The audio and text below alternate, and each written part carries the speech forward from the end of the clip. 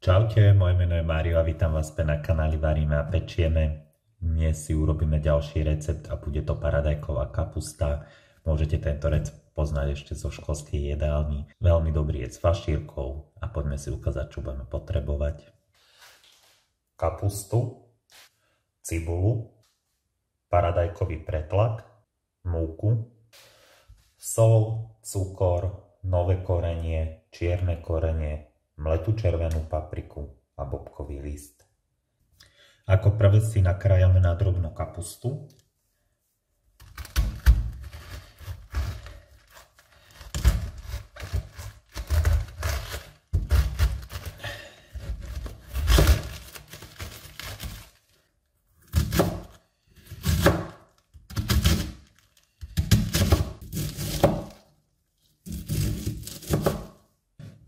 Keď už máme kapustu nakrájanú, tak ďalej si nakrájame cibulu.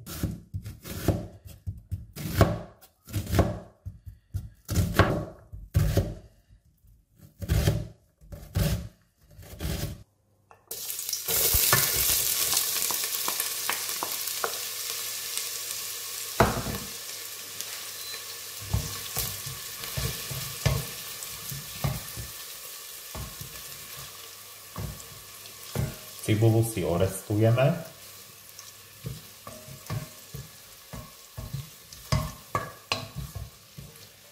Do orestovanej cibuli teraz pridáme také 2 lyžičky polievkové cukru a necháme si spraviť karamel.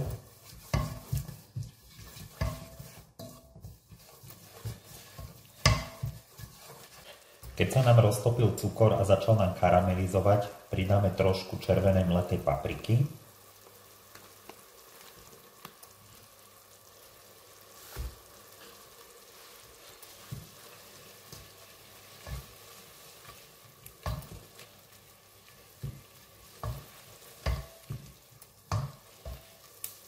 A do takto pripraveného základu ideme postupne pridávať kapustu.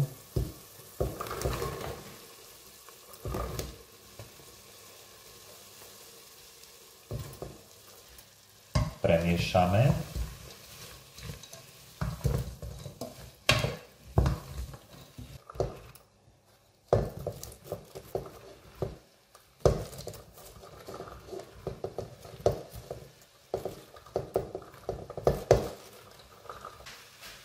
Posolíme.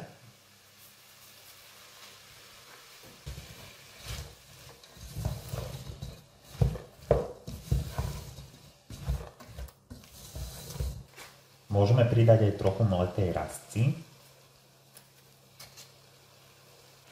Do kapusty teraz prilejeme pretlak.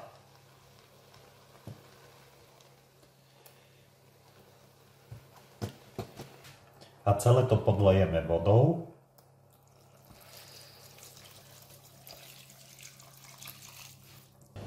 A necháme to teraz zovrieť a budeme to dusiť, pokiaľ kapusta nebude mäkká. Kapustu, keď už máme mäkkú, tak sme si vo vode rozrobili múku a teraz pridáme pomaly.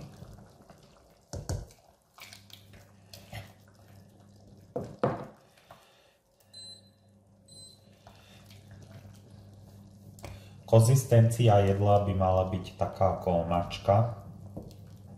Kapustu necháme ešte prevrieť pár minút, ochutnáme, dochutíme buď solou, cukrom, to ako má rád a budeme podávať. Jedlo máme navarené, ja som tomu podával fašírku, kľudne môžete aj zemiaky. Dúfam, že vám bude chutiť a vidíme sa pri ďalšom recepte. Ahojte a dobrú chuť.